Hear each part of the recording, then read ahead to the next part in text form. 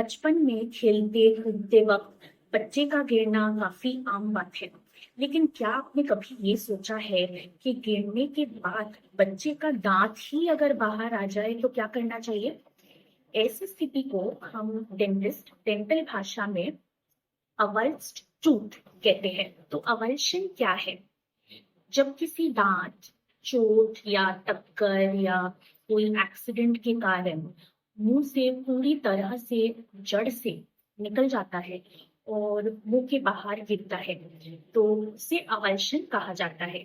यानी दांत अपने मुंह के निर्धारित स्थान यानी सॉकेट से जहां वो जुड़ा था वहां से पूरी तरह से निकल जाता है। ना कुछ हिस्सा अंदर बचता है, ना जड़। तो अब आप सोच रहे होंगे कि क्या ये आम है और किस उम्र में ये ज्यादा होता है? तो इसका जवाब है हाँ, ये आम है, खासकर 7 से 11 साल के बीच में। खेलते वक्त, गिरने पर या किसी स्पोर्ट्स इंजरी में सबसे ज्यादा इसी उम्र के बच्चे को ऐसे दांत गिरने का अनुभव होता है। इसीलिए ये वीडियो, ये जानकारी माता पिता और स्कूल टीचर्स के लिए बहुत जरूरी है। तो अब जानते हैं दांत के बाहर गिरने के कुछ कॉमन वजह। पहला, ज्यादा फोर्स से गिरना या मुंह के बल गिरना। दूसरा, स्पोर्ट्स जैसे football, basketball, karate, kabaddi, boxing. तीसरा, साइकिल या बाइक से गिरना या एक्सीडेंट। चौथा, मुंह पर सीधे लगने वाली चोट। और पांचवा, बच्चे जिनके आगे के दांत बाहर निकले हुए होते हैं, यानी जिनका प्रोट्रूडेड दांत होता है, उनमें ये ऐसे चोट ज्यादा दिखाई देता है। तो अब जानते हैं अगर ऐसी स्थिति में या एक्सीडेंट के कारण या चोट के कारण मुंह से दांत जड़ से निकल जाए तो इमरजेंसी स्टेप्स क्या लेने चाहिए। सबसे पहले दांत को, गिरे हुए दांत को ढूंढे। दांत को उसके ऊपर के सफेद वाले हिस्से यानी क्राउन को पकड़े, जड़ यानी रूट को ना छुए। दांत में अगर गंध हो तो उसको हल्के पानी से धो ले। ब्रश से या ज्यादा जोर से रगड़ना नहीं चाहिए और ना रगड़े। अगर हो पाए तो दांत को मुंह के अंदर उसके निर्धारित स्थान पे यानी सॉकेट पे हल्के से वापस लगा दें। लेकिन अगर ये ना कर पाए तो दांत को सूखा यानी ड्राई नहीं होने देना चाहिए। उसको एक स्टोरेज मीडिया यानी एक लिक्विड में स्टोर करके तुरंत डेंटिस्ट के पास जाए। आधे से 1 घंटे के अंदर डेंटिस्ट के पास पहुंचना बहुत जरूरी है। तो अब बात करते हैं कि दांत को कौन से लिक्विड में कहाँ स्टोर करें। जैसा मैंने अभी कहा, दांत को सूखा यानी ड्राई बिल्कुल नहीं होने देना चाहिए, क्योंकि फिर दांत को वापस लगाने में दिक्कत आ सकती है।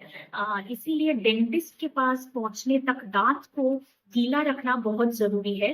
और इसीलिए दांत को कुछ स्टोरेज मीडिया में स्टोर करना भी जरूरी होता है।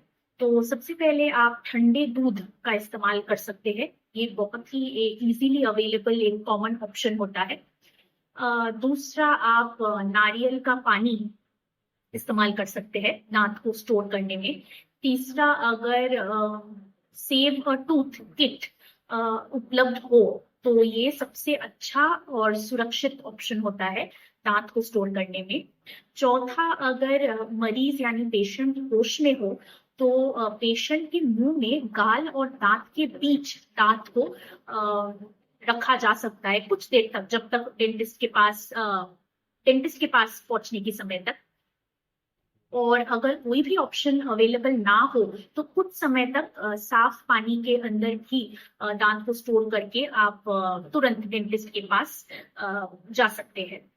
दोबारा कहते हैं, आधे से 1 घंटे के अंदर डेंटिस्ट के पास पहुंचना बहुत जरूरी है दांत को बचाने के लिए। तो अब आप सोच रहे होंगे कि दांत को गीला रखना बहुत जरूरी है, ये बात मैं बार बार क्यों बोल रही हूँ।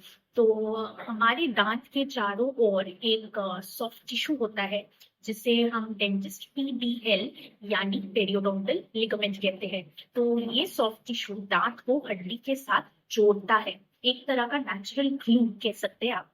तो अगर ये सॉफ्ट टिश्यू ड्राई हो जाए या खराब हो जाए तो दांत को दोबारा अपने निर्धारित स्थान में मुंह के अंदर लगाना प्रॉब्लम हो सकता है और लगाने में दिक्कत हो सकती है।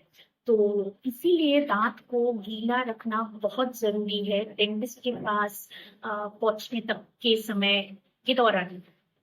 तो क्या हम ऐसे चोट को रोक सकते हैं? हाँ, कुछ सेफ्टी मेजर्स से इस तरह के चोट को काफी हद तक रोका जा सकता है। माता पिता ध्यान दें, स्पोर्ट्स खेलते वक्त बच्चों को माउथ गार्ड पहनाएं, साइकिलिंग या बाइक चलाते वक्त हेलमेट अवश्य लगाएं, और जिन बच्चों के सामने के दांत थोड़ा बाहर निकला हुआ होता है यानी प्रोट्रूडेड होता है, उन बच्चों को समय पर डेंटिस्ट के पास ले जाए, कंसल्ट करे और ब्रेसेस का इलाज कराए। तो ऐसे अवल्स्ट टूथ को मुंह में अपने निर्धारित स्थान पे दोबारा लगाया जा सकता है, अगर आप सही समय पर सही फैसला ले पाए। तो ये जानकारी जितनों तक पहुंचे उतना ही अच्छा है।